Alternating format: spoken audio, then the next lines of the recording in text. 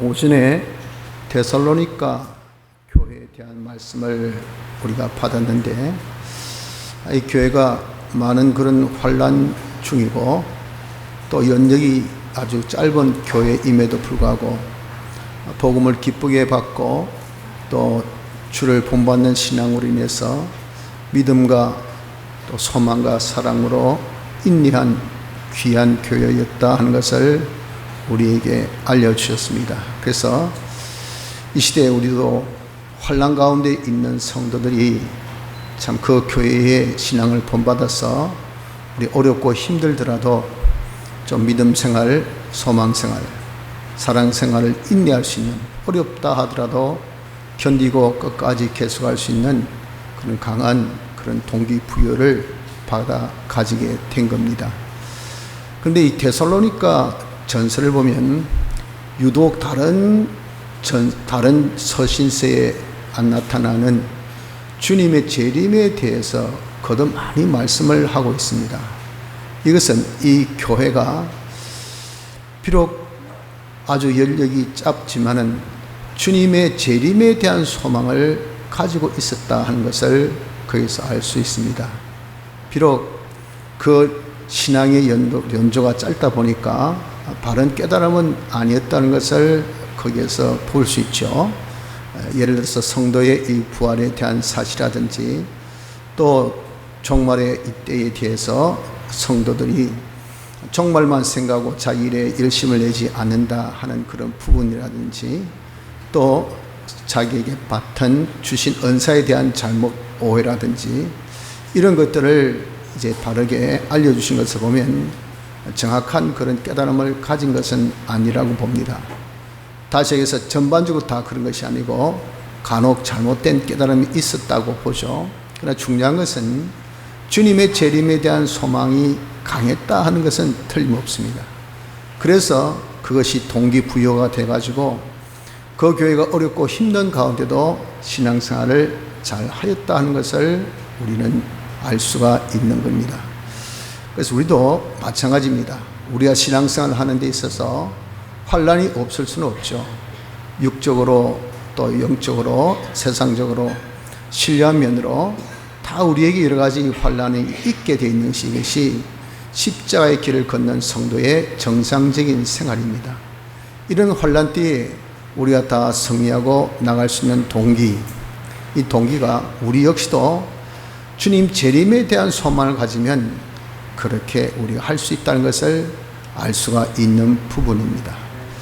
그래서 오늘 오후에는 주님의 재림에 대한 말씀으로 우리가 다시 한번 생각해 보면서 우리가 지금 어려울 때 어떻게 신앙생활을 해야 될 것인가, 믿음과 소망과 사랑의 생활을 인내로 할 수 있는 이 생활에 동기부여를 삼고자 하는 것입니다. 근데 주님의 재림은 곧 뭐와 연계되느냐 하면은 우주 종말, 세상의 종말과 연계됩니다. 이 뗄래야 뗄 수 없는 그런 사건이죠. 그래서 주님의 재림, 우주 종말, 그리고 심판, 이런 것은 전부 다 한 묶음으로서 종말에 대한 것이고 종말의 최종 다름이 무궁세계 하늘나라죠. 그래서 이 주님의 재림에 대해서 특별히 우리가 생각하는 이 시간에 종말, 세상의 종말에 대해서 우리가 좀 생각해 보려고 하는 겁니다. 특별히 종말에 있어서 우리가 가져야 할 세 가지 지혜, 이 세 가지 지혜를 본문에는 말씀하고 계시니까 이 말씀을 통해서 우리가 종말을 맞이하는 성도로서 세 가지 지혜를 가지고 우리 신앙생활의 한 동기부여가 되어야 될 줄 압니다. 첫째는 종말에는 큰 환난이 있다 하는 이 지혜를 가져야 됩니다. 오늘 여기 본문에 1절에 말씀하기를 그때에 내 민족을 호위하는 대군 미가엘이 일어날 것이요 또 환난이 있으리니 이는 개국 이래로 그때까지 없던 환난일 것이며, 이 다니엘서 9장 이후로부터는 이제 종말에 대한 예언의 말씀이 쭉 나오고 이것은 또 계시록의 내용과 서로 연계가 돼서 계시록의 내용을 잘 이해를 하려고 하면 이 다니엘서에 있는 70주에 대한 예언의 말씀을 이해가 안 되면 계시록 풀이가 안 됩니다. 그만큼 이 종말에 대해서 잘 연계되어 있는 사실이 쭉 기록되어 오면서 이제 마지막으로 12장에 이 말씀을 하고 있기 때문에 요 그때라는 것은 종말의 때를 두고 말씀한다 하는 것을 우리가 알 수가 있습니다. 종말의 때 무슨 현상이 일어납니까? 환란이 있다 그랬잖아요. 그런데 그 환란은 개국 이래로 그때까지 없던 환란, 제일 큰 환란이 나타난다는 것을 말씀합니다. 이것이 종말의 그 한 현상입니다. 그래서 우리 이것을 기억하라 그 말이죠. 이 큰 환란은 어떤 환란이냐 하면 계시록에서 우리가 살펴볼 때 계시록 13장 보면 7머리 10뿔 달린 짐승이 어린 양과 그와 속한 자와 더불어서 마지막에 싸우는 전투에 대한 말씀이 있거든요. 즉 세상의 모든 머리, 사상, 그리고 뿔, 그 힘, 이것이 다 똘똘똘똘 뭉쳐서 7머리 10뿔, 다 만수입니다. 이런 것이 다 하나 되어서 이제 이 세상이 누구와 어린 양과 거기에 속한 교회들과 더불어서 싸우는 전투가 있을 것을 말씀합니다. 이러한 전투를 계시록 16장에는 대접재앙에 대해서 말씀하면서 대접재앙의 6번째 대접재앙에 아마겟돈 전쟁이 일어날 것을 말씀하는데 그 아마겟돈 전쟁이 바로 이 세상이 다 하나 되어서 어린 양과 더불어 싸우는 그 전투인 것입니다. 이 아마겟돈 전쟁, 이것은 즉 우리가 예수를 믿지 못하도록 하는 그런 역사인데 잘 예수 믿도록 그렇게 용납하다가 이 마지막 때 마지막 주기, 다니엘의 70주기 중에서 69주기가 지나고 마지막 한 주기의 절반 때에 하나님 앞에 예물 드리는 것을 금지한다 그렇게 기록되어 있어요. 바로 그때부터가 바로 종말의 때에 대환란, 7년 환란에 그때 들어간다는 것이니 그것이 바로 아마겟돈 전쟁의 때입니다. 그래서 그때는 공중은 주님께서 이제 재림하시고 그 주님이 공중 재림하실 때 먼저 죽었던 성도들이 다 부활해서 공중에 이제 들림받아 올라가서 주님과 함께 천사장의 나팔 소리와 같이 이렇게 강림을 하십니다. 공중에는 주님의 강림, 땅에는 이제 전투가 일어나기를 모든 사상과 지금 같은 거는 뭐 총을 쏘고 대포를 쏘고 그런 걸로서 우리가 전투 생각하는 그게 아니라 교회, 저 어린 양과 교회에 속한 자를 박해한다는 말이죠. 그 박해가 최고도로 당합니다. 그걸 표현하기를 이제 손과 이마에 표받지 아니한 사람, 짐승의 표, 다시 해서 인본의 표, 짐승을 섬기는 그런 사상과 머리, 이마, 손, 행위 하지 않는 자는 누구든 간에 매매를 하지 못하게 한다 그랬어요. 사람이 주고 받고 사고 팔고 이래야 먹고 살 거 아니겠어요? 그건 아예 매매를 못하게 한다는 겁니다. 이런 여러분들 우리가 현상은 우리 코로나19 때 방역 정책에 의해서 우리 한번 겪었지 않습니까? 해가지고 예를 들어서 교회 간 사람들 직장 오지 마라, 이 사람들 감염시킬라 이래가지고 그때 교회 다닌 사람들이 엄청 왕따 당했잖아요. 그래 아예 직장을 못 오도록 직장 그만두라 그 말이죠. 또 그런 곳은 아예 그냥 폐쇄시키고 사람이 못 들어가게 하고 아예 그런 매매를 할 수가 없는 거죠. 이런 것을 우리가 맛배기로 본 것을 이것을 통해서 알 수가 있는 부분입니다. 그렇게 매매를 못하게 하고 주의 이름과 주의 복음 때문에 목배임을 당하게 된다라고 말씀을 합니다. 그럴 때 이제는 성도가 그것으로 인해서 죽으면 고린도전서 15장의 말씀같이 홀연히 우리가 다 변화된다 그랬습니다. 홀연히 다 변화되어서 이제 공중으로 들림받게 되죠. 이 공중으로 들림받는 이것을 혹이나 행여나 사람들은 안 죽고 들림받는 것 이걸 착각하는데 부활은 반드시 죽음이 전제되어 있습니다. 죽어야 부활이 있는 것을 고린도전서 15장에는 분명히 밝히고 있죠. 그래서 그때 죽습니다. 주님의 이름 때문에 목배임을 당하고 죽죠. 죽었는데 시체가 없어요. 금방 홀연히 변화되어서 이제는 신령한 몸을 입고 부활, 다시 해서 이제 들림 부활해서 성천을 하게 돼서 공중에서 주님이 강림하실 때 무선도들과 같이 내려올 때 그때 이제는 만나게 된다면 그때 만남이 있을 것을 데살로니가 전서 4장에는 분명하게 말씀합니다. 주께서 호령과 천사장의 소리와 하나님의 나팔로 친히 하늘로 쫓아 강림하시니 그리스도 안에서 죽은 자들이 먼저 일어나고 그 후에 우리 살아남은 자도 저희와 함께 구름 속으로 끌어올려 공중에서 주를 영접하게 하신다 그랬잖아요. 그 때에 다시 만났는데 만나고 난 다음엔 다시는 헤어짐이 없기 때문에 너무 죽음에 대해서 죽은 자에 대해서 슬퍼하지 말라라고 그렇게 위로의 말씀을 주신 그런 부분입니다. 그래서 공중 들림 받아서 다 주님을 만나고 그래가지고 이 땅에 이제 지상 재림이 일어나는데 지상 재림은 언제냐 하면 공중 재림에서 지상 재림까지 그 기간은 시간은 솔직히 모릅니다. 그러나 그것을 두고 7년 대환란이라 그렇게 표현했지 7년이라는 것이 횟수 정확한 횟수를 두고 말씀하는 건 아닙니다. 그저 상징적인 그런 시간이죠. 이렇게 하는 동안 땅에서는 전부 다 택자라고 한다면 택함 받고 중생된 자라면 다 죽습니다. 죽는데 주님의 이름 때문에 죽을 수도 있고 또 병들어 죽을 수도 있고 또 사고로 죽을 수도 있고 예수님을 배반하다가 맞아 죽을 수도 있고 이렇게 재앙으로 죽을 수도 있다 그 말입니다. 이 모양이든 저 모양이든 택자 중생받은 사람은 다 죽었을 때 경건과 불경건이 딱 이렇게 갈라지면 경건한 사람이 다 택함받고 중생된 사람이 다 죽었다 할 때 이겁니다. 거기 갈라질 때 되면 주님이 딱 지상 재림할 때가 됩니다. 지상 재림하면 이 세상 이제 불로 전부 다 소멸되어지는 우주의 종말, 세상의 종말의 시간이 임한다 하는 것을 성경에 말씀을 하고 있습니다. 그래서 여러분 우리가 이 성경에 기록된 것을 우리가 확실하게 믿어야 돼요. 하나님께서 우리에게 말씀하신 예언의 말씀, 노아 때 홍수로 세상을 멸한다. 이 예언의 말씀의 유예 기간은 120년입니다. 120년 때 그 말씀하실 때 누가 믿었습니까? 그러나 120년 딱 되었을 때 정확하게 홍수로 세상이 망했습니다. 또 메시아의 출현에 대해서 동정녀를 통해서 동정녀, 남자를 알지 못한 여인을 통해서 나실 것을 말했을 때 누가 믿었습니까? 아무도 안 믿었죠. 있을 수 없는 일입니다.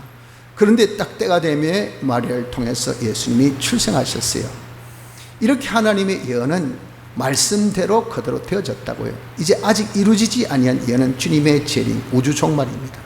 그리고 우리가 천국의 새 하늘과 새 땅의 도래, 다 한마디로 종말에 대한 예언은 아직 안 이루어진 것은 때가 안 됐기 때문에 때가 되면 역시 이루어집니다. 그래서 성경은 정확무한 하나님 말씀인 것을 알고 이것을 그대로 믿는 자가 되어져야 됩니다.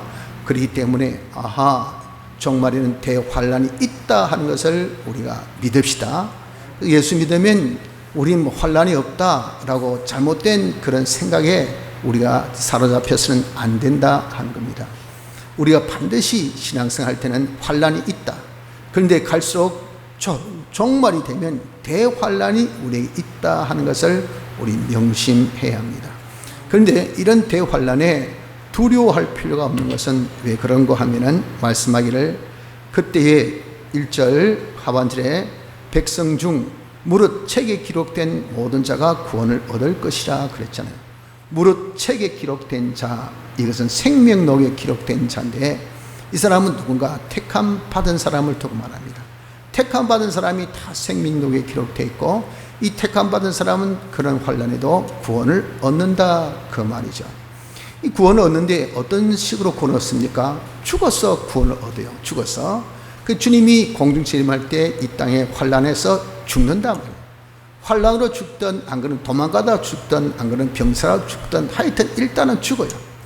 죽으면 부활하는데 그 부활이 첫째 부활로서 그 부활은 전부 다 신령 몸을 입고 부활해서 공중에서 주님을 맞이하고 그 다음에 어떻습니까? 세상은 종말 불로 소멸되고 우리는 천년왕국에 그리고 신천신지에 영원 무궁색에 들어가는 자가 되니 이 자가 바로 어떤 자? 구원받은 자, 승리하는 자가 된다 하는 겁니다. 그래서 우리가 물론 죽습니다. 환난 때. 그러나 그 죽음이 우리가 죽어서 영원한 멸망을 받기 위한 죽음이 아니라 부활하여서 영생하는 영원한 하늘나라에서 우리가 사는 그걸 위한 부활을 위해서 위한 죽음이지 않습니까? 그래서 이리 죽든 저리 죽든 우리는 한 번은 반드시 죽어요. 죽는데 그래서 우리가 이런 환난에 대해서 담대할 이유는 뭐냐면 사람이 죽음 때문에 다 두려워하지만 우리는 이런 환난 때 반드시 죽는다는 이런 종교를 우리가 딱 접하고 있다면 이 양 이래 죽으나 저래 죽으나 죽어요. 내가 아무리 그때 피하고 싶어도 택자는 죽습니다.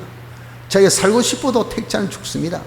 그 사람이 병사든 객사든 안 그러면 그냥 재앙사든 순교든 어떻게 하든지 죽어요. 이양지사 이렇게 죽을 거 우리가 주님 이름 때문에 복음 때문에 내가 순교하면 이거 얼마나 좋습니까? 그러니까 여러분 우리가 죽음을 두려워하지 말라. 그러면 죽음을 두려움으로 종로를 타는 사람이 되어서는 안 된다 하는 겁니다. 그래서 이왕 죽는 거 고함에도 한번 빡 지르고 말이죠. 그래 덤벼라 이래 하고 죽는 것이 좋지 말이죠. 아이고 한번 살려주이소 한번 살려주이소 손이 발이 돼도 피려도 나지 죽으면 그럼 이런 얼마나 비참합니까? 우리가 그때 비려도 죽고요 고함 질러도 죽고요 내가 주님 때문에 죽어도 죽고요 이래 죽으나 저래 죽으나 매일반. 그래서 우리가 이 환난이 있다. 대환난 때는 반드시 성도는 죽는다. 우리가 죽기 때문에 우린 죽음에 대해서 담대하자 이 말이에요. 그래서 우리가 대환난에는 좀 담대함을 가지자. 두려워하지 말자. 죽음에 대한 두려움 가지 말고 우리가 죽음에 대해서 좀 자유를 가져서 담대하게 또 우리가 이렇게 정말 주님을 위해 살다가 죽을 수 있는 순교할 수 있는 그런 복된 자가 되어져야 할 줄 압니다. 두 번째 우리가 가져야 될 죄는 종말에는 깨어야 한다 한 것입니다. 종말의 때에 또 하나의 상징적인 것은 아주 영적으로 잠자는 시기가 온다 한 것입니다. 거기에서 성경 여러 군데 말씀하는데 아가서 4장 6절에 보면 날이 기울고 그림자가 갈 때라라고 그렇게 표현합니다. 이것은 영감이 없어지고 진리도 사라지는 때입니다. 그래서 말세가 될수록 여러분 정말 성령의 감동의 역사 이게 없어져요. 그리고 하나님의 말씀이 점점 식어지는 없어지는 이런 때가 옵니다. 그러니까 사람들이 영적으로 완전 까마귀죠. 까마귀. 강단에서 말씀한 건 세상 소식만 전합니다. 세상 이야기만 합니다. 자기의 스토리만 전합니다. 이것만 하지 성경 진리는 없단 말이에요. 진리는. 그러니까 이거 얼마나 영적인 갈증을 느끼겠어요. 설마 그럴 리가. 이런 종교 천년의 그런 암흑기를 우리는 언제라 하냐면 종교 천년의 암흑기를 우리는 중세 시대를 암흑기로 봅니다. 천주교가 제일 흥왕할 때입니다. 그래서 천주교는 그때가 제일 흥왕기로 하지만 우리 개신교는 우리 기독교의 제일 암흑기로 봅니다. 천년의 이 기간. 이 기간 동안 이 백성들은 교회 와서 예배드릴 때에 백성들은 그때 공용어는 헬라어, 예배 볼 때의 공용어는 라틴어. 왜 라틴어 썼습니까? 왕실의 종교니까 권위를 나타내기 위해서. 그래야 라틴어 하면 밑에 백성들은요 교인들은 한마디도 못 알아듣습니다. 무조건 교회 와야 구원 얻고 면제주부 사야 자기가 이제는 지옥 안 가고 그러니까 무조건 그냥 돈만 바치고 말이죠. 몸만 그냥 갖다 앉혀놓고 이러더니 이게 영적으로 얼마나 다운된 때인지 모릅니다. 그래서 종교 암흑기라 그래요. 이와 같이 여러분들 우리도 이 말씀 되면 진리가 사라집니다. 그러니까 우리의 심령이 완전히 죽어진 때가 온다 하는 것을 알아야 합니다. 또 불법이 성행하여 사랑이 식어지는 때라고 마태복음 24장 12절을 말씀합니다. 하나님을 무시하고 하나님 무시하니까 하나님의 계명, 하나님 말씀, 이 성경의 권위성을 무시합니다. 성경 권위성 무시하니 우리가 하나님을 사랑하자는 그의 계명을 지키라 그랬잖아요. 그의 계명은 형제를 사랑한 것이라 그랬잖아요. 그러니까 우리가 이 성경 말씀 무시하니까 우리가 사랑이 하나님 말씀을 무시하는 그것은 곧 하나님의 말씀대로 우리가 행하는 것이 무시되니까 하나님의 사랑을 무시하는, 사람을 사랑을 무시하는 그런 때가 된다 그 말입니다. 그래서 인간 구원 운동인 하나님의 사랑의 이 실천이 점점 식어지는 때가, 이때가 언젠가, 이것이 종말의 때인 것을 우리가 알아야 합니다. 이렇게 우리 종말의 때는 점점 영적으로 잠자는 시기가 되어집니다. 또 에베소서 5장 16절에는 때가 악하여 세월을 아끼라 합니다. 하나님 중심의 경건을 버리고 자기 중심 위주의 극도의 이기주의 사회가 되어진다는 거죠. 요즘에 여러분들 우리 사회의 제일 문제가 뭡니까? 이기주의, 자기만 생각, 자기만. 심지어 아내도 부모도 자식도 생각 안 하고 자기만. 동물보다 못하지 않습니까? 근데 동물보다 못한 짓을 지금 우리가 보고 있어요. 그런 폐해를 우리가 지금 사회적으로 지금 우리가 가지고 있다고요. 그래서 극도의 불안 속에 있는 것은요, 어떤 하나 사이코패스, 쉽게 해가지고 자기 미쳐버린 사람 있잖아요. 그 하나가 들면요, 진짜 미군 총이 있어가지고 다 죽이듯이 한국은 총이 없으니까 칼로 그냥 다 죽인단 말이에요. 그 자기가 휘두를 수 있는 범위 내에서는 이제 그걸 우리가 지금 보지 않습니까? 아이고, 한국도 이 치안의 안전지역이 아니구나. 왜 그럴까요? 사이코패스. 이 뭡니까? 자기주의, 극도 이기주의로 그냥 사람이 바뀌어져 버렸어요. 그건 여러분, 한 사회의 어떠한 이름만이 그렇습니까? 아니잖아요. 이건요, 지금 우리 일상 속에서 완전히 그것을 가니까 뭐 교권 붕괴라든지 또 사회적인 어떤 시스템의 붕괴라든지 또 장래 우리 출산, 저출산율이라든지 그건 다 전부 다 무엇입니까? 극도 이기주의입니다. 자기만 생각하는 거예요. 남은 생각 안 합니다. 그러니까 이 사회가 붕괴되어 온 것을 보면 이것이 성경 말씀대로 때가 악하여진다. 말세가 될수록 악하여진다는 것을 우리에게 말씀하고 있는 겁니다. 그리고 누가복음 21장 34절에는 방탕함과 술취함과 생활의 염려로 마음이 둔하여진다 그랬어요. 이 말세의 정상. 왜 이렇게 방탕, 자기 의무와 책임을 아이고 뭐 까짓거 뭐 노세 막 젊어서 노세 막 자기 의무 책임의 무거운 짐을 다 벗어놓고 가장으로서 의무도 안 하고 자기 어떤 위치에 있는 그런 부장으로서 자기 책임도 안 지고 사장으로서 자기 할 도리를 안 하고 가정주부로서 자기 의무와 책임을 다 내팽개친 채 자기의 극도의 쾌락에만 빠져서 이렇게 사는 거예요. 이게 방탕이 방탕. 완전 방탕과 그리고 세상 문화에 듬뿍 빠진 술취함과 그러니까 가지고 있는 것이 뭡니까? 뭐라고 해서도 이거 전 많이 돈 있어야 뭐 즐기죠. 돈 있어야 이런 뭐 재미있을 거 아닙니까? 그러니까 오로지 생활의 염려만 빡 빠져가지고 말이에요. 그것은 하나님께서는 말씀하기를 염려하지 말라는 부분인데 자기는 그 염려만 빠져 있어요. 그래서 심히 마음이 둔하여지는 때가 오는데 그 이유는 스스로 조심하라. 마음을 조심하지 않았기 때문에. 마음을 왜 조심합니까? 조심하는 것은 붙들 조자. 마음 쉽지 않은데 마음을 어디에 붙들어매야 돼요? 어디에 붙들어매야 되겠습니까? 거기 나타난 누가복음 21장 주님의 재림에 대한 말씀입니다. 주님의 재림에 대해서 딱 자기가 이 데살로니가 교회가 거기에 마음이 딱 가 있어야 돼요. 생각이 그럴까요? 아이고 내가 죽는다. 주님이 조금 있으면 오신다. 주님이 오시면 세상에 불로 소멸된다. 우린 다 심판받는다 하는 것을 데살로니가 교회는 생각을 했단 말이에요. 생각하니까 어렵고 힘들도 그래도 자기의 신앙의 연조가 짧아도 어떻게든 야 주님대로 살자. 주님 기뻐하신 뜻대로 살자. 그래서 믿음 생활, 사랑 생활, 그리고 소망 생활을 한 거 보십시오. 말씀이 이렇게 자기를 붙들었단 말이에요. 어떤 말씀? 주님의 재림에 대한 사실. 그래서 우리도 이런 주님의 재림, 우주 종말에 대해서 이런 우리가 생각 안 하고 마음에 거기 안 가 있으면요, 우리 어떻게 됩니까? 완전히 사람이 방탕과 술취함과 생활의 염려에 빠져서 마음이 아주 어두운 자가 되어지게 됩니다. 이런 때가 언제입니까? 종말의 때라 그 말이에요. 그래서 우린 이런 때인 것을 알고 어두운 때인 것을 알아서 깨어 살아야 합니다. 깨어 살아야 됩니다.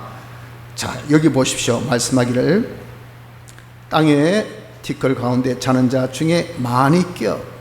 그렇죠? 그러니까 많은 지금 티끌 수많은 사람들 가운데 그 가운데 어떤 자? 자는 자. 그 많은 사람이 다 뭐하고 있습니까? 자고 있다. 다 자고 있어도 그 중에 네가 뭐하라고? 깨어라 라고 말씀하고 있지 않습니까? 근데 여기 잔다 깬다 라는 이런 주제는 산자에게 해당되는 주제지, 죽은 자 보고 야 자나 일어나라, 이건요 사자에 대한 명예 훼손입니다. 명예훼손. 지금 돌아가셨는데 흔들고 눈 뜨라고, 그 조그만 아이야 그럴 수 있죠. 우리 집사람 사촌 언니가 한 어머니가 돌아가셨는데 그 돌아가신 어머니 그 젖을 빨고 있더래요. 그거 보고 있는 유족들이나 주위 있는 사람이 얼마나 가슴이 아프겠어요. 아이고 저 아이가 엄마 죽은지도 모르고 저렇게 젖을 빠니. 그럼 철이 없을 때는 보면 참 동정하고 아파하지만 멀쩡한 사람이 말이죠, 그렇게 해보세요. 그건요 사자 명예훼손입니다. 완전 희롱이라도 이런 희롱이 있겠습니까? 있을 수가 없죠. 그러니 죽어 있는 사람 보고 야 깨라 자라 이런 말을 안 씁니다. 쓸 수 없고요. 그럼 누구에게 씁니까? 산 사람에게 씁니다.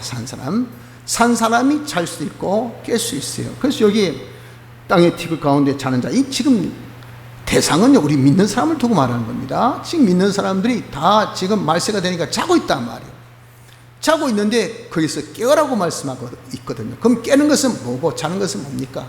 깬다는 것은 자기가 살아있는 거, 생명 가진 자가 활동하면 이게 깬 거예요. 생명 있는 자가 활동 안 하고 가만히 있으면 그건 자는 거죠.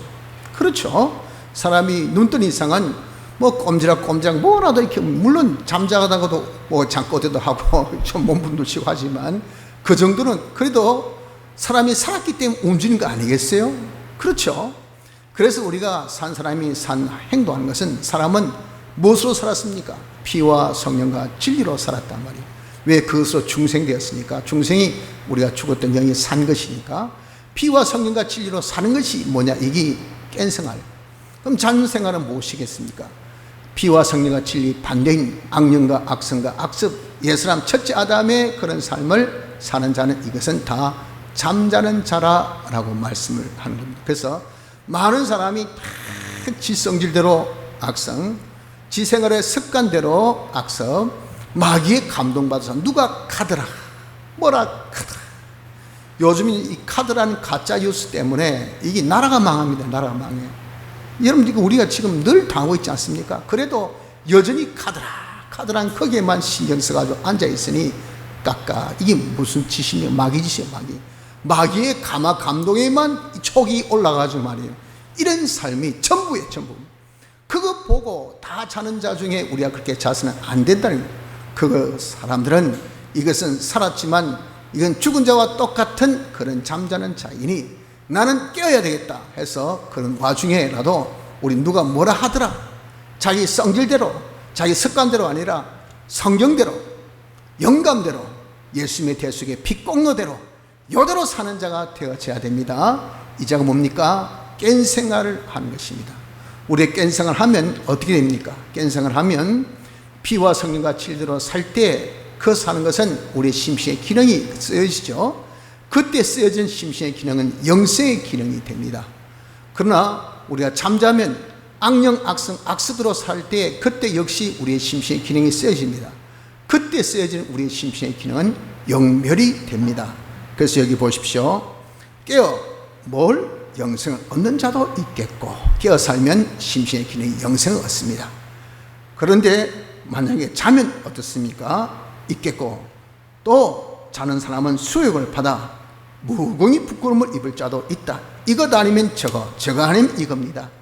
깨어서 피와 성령과 진리로 살아서 심신의 기능이 영생 얻을 자도 있고, 자서 악령과 악성과 악습으로 살아서 그때 쓰여진 기능이 영멸 얻을 자가 있는데, 영멸 얻을 자의 그 결과는 무궁히 부끄러움을 입는다. 이 부끄러움은 무슨 부끄러움입니까? 실력이 없어요.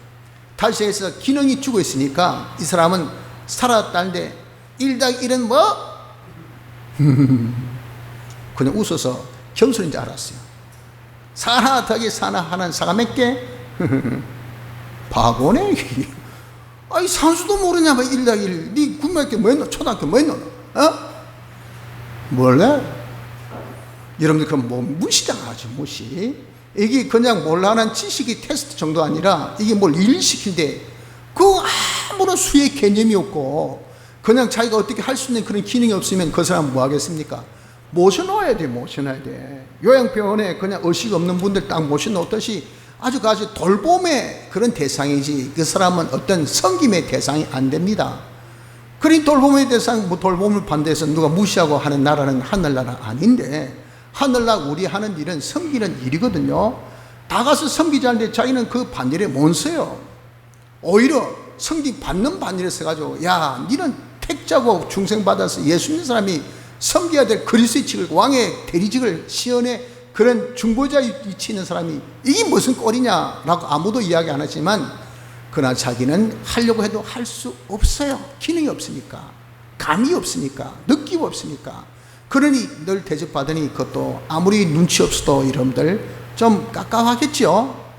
이게 뭡니까? 불 가운데 구원을 얻은 것 같은 부끄러운 자가 되는 겁니다.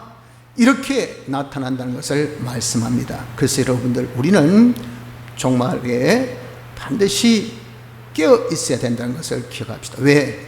종말 때가 되면 영적으로 완전 어둠의 시대가 되니까. 그래서 우리 깨어서 피와 성령과 진리로 살아서 우리의 이 기능을 영생의 기능으로 화시키는 이런 자가 되어지도록 힘을 써야 하는 것입니다. 셋째 가져야 될 지혜는, 종말에는 지혜로워야 합니다. 3절에 지혜 있는 자는 궁창의 빛같이 빛날 것이요, 그렇잖아요. 얼마나 지혜롭게 사는 것이 복되면 궁창에 빛나는 별같이 빛나는 그런 생활이 되겠습니까? 어두운 밤하늘에 이렇게 빛나는 별은 그 얼마나 영광스럽습니까? 보기도 좋죠. 이렇게 살 수 있는 것은, 이것은 바로 지혜롭게 살 때라 그 말이에요. 종말에. 그래서 종말에는 이렇게 지혜롭게 사는 것이, 이것이 필요합니다. 그럼 무엇이 지혜롭게 사는 것인가? 지혜롭게 사는 방법을 여기 말씀에서 많은 사람을 옳은 대로 돌아오게 하는 자라 그랬습니다. 옳은 데, 의로 돌아온 것은 뭐만이 의입니까? 예수님의 대속의 공로만이 의죠. 예수님의 대속의 공로를 입도록 하는 것을 우리 두고 뭐라 합니까? 예수 믿게 하는 거죠. 예수 믿게. 예수 믿는 것을 다른 말로 구원하는 거죠. 다른 사람을 구원하는 일, 이것이 뭡니까? 이것이 옳은 대로 많은 사람을 돌아오게 하는 것으로서 그 사람이 지혜롭다라고 말씀합니다. 그래서 이런 종말이 가까울수록 우리가 다른 사람을 구원하는 일에 여러분들 힘을 써야 합니다. 이 세대가 갈수록 더욱 점점 더 악으로 치닫고 사랑이 식어져가는 그런 때가 되다 보니까 남에 대해서 관심도가 떨어짐으로 다른 사람을 구원한 일을 힘쓸 수가 없어요. 힘쓰지 않습니다. 그저 자기 필요에 의해서 교회에 오지, 다른 사람 구원하기 위해서 그렇게 옛날처럼 그렇게 날뛰지 않아요. 이런 때가 어떤 때입니까? 종말의 때입니다. 하지만 우리가 이 종말이 가깝다는 것을 느끼는 지혜로운 사람은 아니다. 내가 이런 때일수록 지혜롭게 살자. 어떻게 다른 사람을 내가 예수 믿도록 구원하는 일에 힘쓰자 하는 자가 되어져야 된다 하는 것입니다. 그래서 뭡니까? 우리에게 팁을 알려주는 거, 이게 지혜예요, 지혜. 종말에 우리가 있어야 될 세 가지 지혜 중에 하나라 그 말이에요. 자, 그럼 다른 사람을 구원하는 것은 어떻게 하는 것인가? 그 구원의 방법은, 이것은 바로 그리스도 직을 이행하는, 왜 그리스도 직이라는 것은 봉사직입니다. 다른 사람 구원하는 것이 뭡니까? 그게 다 우리가 그 사람을 구원하는 것은 봉사하는 거예요. 주님이 바로 우리를 구원하기 위해서 그리스도 안에서 당신이 모든 것을 계획하시고 그리스도로 사람 되어 오시고, 그리스도가 이제는 사활 대속을 하시고, 그리스도가 우리를 중생시켜서 그리스도가 우리를 지금 성화 구원을 이루도록 역사하신단 말이에요. 그래서 이 그리스도 직, 이 직이 아니면 구원하는 이런 일을 할 수가 없어요. 이 그리스도의 직이 뭡니까? 제사장직, 선지자직, 왕직이죠. 이 구체적으로 사람 구원하는 이런 어떤 부분을 말씀하고 있는 겁니다. 제사장은 중보 역사로서 하나님과 사람과의 중보 사이에서 사람과 하나님 사이를 화합시키는, 석을 연결시켜주는 일을 하는 것이니, 예를 들어서 뭐라 했습니까? 야, 교회 가자. 연결시켜준 거예요. 그리고 이 사람을 위해서 우리가 늘 기도해서 이 사람과 하나님과 연결되도록 하는 일, 전도하는 것이나 위해서 기도하는 것이, 이것이 제사장의 역사를 하는 겁니다. 선지자는 말씀을 전해주는 겁니다. 말씀을 가르칩니다. 때를 얻든지 못 얻든지 항상 힘쓰라. 거기 그 앞에 무슨 단어가 있습니까? 우리가 가르치기를 힘쓰라 그렇게 먼저 하고 그 다음에 때를 얻든지 못 얻든지 힘쓰라 그랬어요. 그러니까 우리가 때를 얻든지 못 얻든지 힘을 써가지고 준비했습니다. 열심히 준비해가지고 우리가 어떻게 하든지 잘 가르쳐야 돼. 정말 바울이 에베소 교회에 말씀한 것처럼 내가 너희들 피에 깨끗하다 전할 말은 한마디도 안 빠지고 다 전했다 할 만큼 우리가 다 전하는 자, 그 전하면은 근면이 필요합니다. 또 잘못했다 지적해주는 경계도 필요합니다. 꾸짖어주는 경책도 필요합니다. 그런 것들이 다 그 사람 구원에 다 이익된다 그 말이죠. 그런데 놀라운 것은 그 말씀은 하나님의 복의 실상이에요. 그 말씀을 듣고 그대로 준행하면 하나님의 복을 실상으로 받습니다. 그 선지자는 하나님의 복을 나눠주는 그런 직책이니까 우리 이렇게 열심히 이런 말씀을 증거하고 말씀을 가르치고 말씀을 자꾸 우리가 근면하고 정책하고 경계하는 이거 얼마나 중요한지 모릅니다. 셋째 왕책은 관리입니다. 관리, 통치란 것은 우리가 왕이라는 타이틀 볼 때는 통치고 이 봉사라는 개념 볼 때는 이게 관리가 되는 거예요. 이 복을 받은 사람이 그 복을 잘 유지, 운영, 잘 사용해야 되지 않습니까? 그러기 위해서는 가서 관리를 해줘야 돼. 야, 좀 가지고 있거라. 좀 기름 쳐놔라. 지금은 먹어라. 이거는 좀 까라. 많이 먹어라. 이래 해야 그게 자기의 효과가 있을 거 아니겠어요? 아무리 좋은 약도 안 먹으면 무슨 소용 있고, 아무리 좋은 고향진미도 안 먹으면 무슨 소용 있고, 그거 가만두다 다 썩어지고 전부 다 쓰레기통에 가야 됩니다. 그것은 게을러서, 안 그러면 지식이 없어가지고 무지해서. 그러니까 좋은 거 주면 뭐합니까? 말씀으로 좋은 거 다 주어도 쓸 줄 몰라. 잘 쓸 수 있도록 우리가 어떻게 관리해 주는 거, 그게 뭐죠? 신망하고 돌봐주고 그리고 우리 열심히 봉사하고 하는 것은 전부 다 왕직에 드는 겁니다. 여러분들 어떻습니까? 지금 신방 잘 하십니까? 여러분들 어떻습니까? 말씀은 잘 가르치고 있습니까? 때에 따라서 근면도 해주고 경계도 해주고 경책도 하고 계십니까? 여러분들 전도는 잘하고 계십니까? 적어도 여러분 남을 위해서 기도는 얼만큼 하고 계십니까? 라는 이런 도전적인 질문에 우린 지금 침묵으로 일관한다면 이건 심각한 겁니다. 여러분 지혜가 없다 그 말이죠. 지혜가 없다고. 왜 지혜가 없습니까? 몰라서. 이제 우리가 모를 수도 있죠. 그러나 지금 이 말씀 우리가 받았기 때문에 우리가 지혜로워야 됩니다. 말세가 될수록 우리가 지혜롭자. 우리가 지혜로운 것은 내가 다른 사람 구원에 힘쓰자. 전도도 하고 기도도 해주고 말씀도 잘 가르치고 때를 따라 근면도 하고 경계도 하고 경책도 하고 어떻게 하든지 열심히 신방하고 돌보고 봉사도 힘써가지고 우리가 다른 사람 관리한 일에 내가 몸이 부서져도 내가 시간이 없어도 내가 희생하고 낮아져도 일에 힘쓰자. 왜? 이런 사람은 궁창에 빛나는 별같이 영원토록 비치리라. 이 말이 뭐죠? 우리의 모든 선악간의 행실을 이제는 다 심판받을 그리스도의 심판 앞에 서는 날이 있다 그 말이에요. 그때에 정말 주님의 이름으로 봉사하고 헌신하고 주님의 양떼를 위해서 힘쓴 이것에 주님의 피로 사신 양떼를 우리에게 다 맡긴데 우리가 잘 봉사하고 섬기고 이들을 그리스도의 직으로 잘 우리가 정말 섬겼다 하면 그 수고에 대해서 칭찬과 영광과 존귀가 있단 말이에요. 칭찬은 상급, 영광, 그때 하나님 영광 나타낼 수 있는 부활체의 그런 자기의 영광, 됨, 그리고 종교는 자기의 실력입니다. 실력에 따라서 그 사람 귀하게 여김받고 실력에 따라서 천히 여김받고 그렇잖아요. 이것이 바로 우리가 그리스도의 직을 얼마나 내가 어른대로 살아면 얼마나 도로냐에 따라서 나타나는 우리의 주어진 그런 결과이기 때문에 그것으로서 자기가 여러분들 정말 많은 상급 받으십시오. 많은 그런 실력 가져 보십시오. 많은 하나님 영광을 나타낼 수 있습니다. 여기도 당신 때문에 내가 이렇게 천국 오게 되고 당신 때문에 내가 하나님을 섬기게 되고 당신 때문에 내가 이렇게 복게 되고 해보십시오. 여러분들 얼마나 하나님께 영광을 그렇게 돌리겠어요. 그런 나를 통해서 많은 하나님 영광을 돌릴 때 하나님은 얼마나 기뻐하시고 또 많은 사람이 얼마나 정말 우러러 볼 것이 궁창에 빛나는 별과 같이 빛나는 그런 우리가 되어지기를 영원토록 그 상급은 그 지위는 그 영광은 영원 무궁하다고 말이에요. 영원토록 빛나는 일인 것을 우린 기억해야 합니다. 그러므로 여러분 우리가 좀 종말에 대해서 합시다. 데살로니가 교회가 그렇게 어리고 또 많은 어려움이 있어도 그들이 잘 살았던, 칭찬받을 수 있도록 잘 사는 것은 종말에 대한 지혜를 가졌기 때문에 그렇습니다.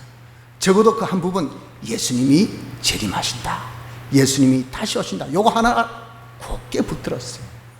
그거 가지고 자기 모든 신앙의 모티브, 동기를 부여했단 말이에요. 여러분, 이처럼 우리도 정말 이 종말에 대해서 우리가 굳게 잡읍시다. 특별히 종말에 우리 가져야 될 세 가지 지혜, 이 지혜를 딱 가져서 종말 때는 대환란이 온다, 환란에 대해서 우리가 딱 생각해서 환란에 대해서 두려워하지 마. 다시 해서 죽음에 대해서 여러분 이제는 초월했어요. 아하, 까짓 것 어차피 죽구나, 죽을 것 잘 죽자, 예수님 때문에 죽자. 그럼 죽음에 대해서 초월하는 그 사람은 멋진 인생살이를 살 수 있습니다. 종말에 대한 지혜를 가지십시오. 종말 때는 깨어야 된다. 전부 다 자는 거 보고 지 성질대로, 지 습관대로, 마귀의 그런 계계대로 사는 것을 보면서, 아, 나는 저렇게는 살지 말자. 성경대로, 영감대로 내가 예수님의 대속에 피꼭 넣들어 살아서 내 모든 기능을, 영생 기능을 자꾸 가지면 자기 능력이 더욱더 많아진다 그랬죠. 능력이 많아지면 하늘나라 가서 우리가 영광 가운데 나타나는 것을 차치하고, 이 땅에서도 하나님의 능력이 우리에게 딱 때가 되면 팍 나타나 임을 기적으로, 축복으로, 전능의 역사로, 와, 이것이 나타나지 않을 수가 없어요. 그래서 여러분들 그 때는 우리가 몰라요. 거기는 모르지만 반드시 능력이 차기만 하면요, 역사가 나타난다는 것을 믿고 열심히 깨어서 영생의 기능을 만드는 사람이 되어야 합니다. 그리고 우리가 궁창에 빛나는 별같이 그 날에 나타날 상급과 칭찬과 존귀, 이걸 우리가 생각하고 그것을 받을 수 있는 것은 열심히 다른 사람 구원운동에 힘쓰는 겁니다.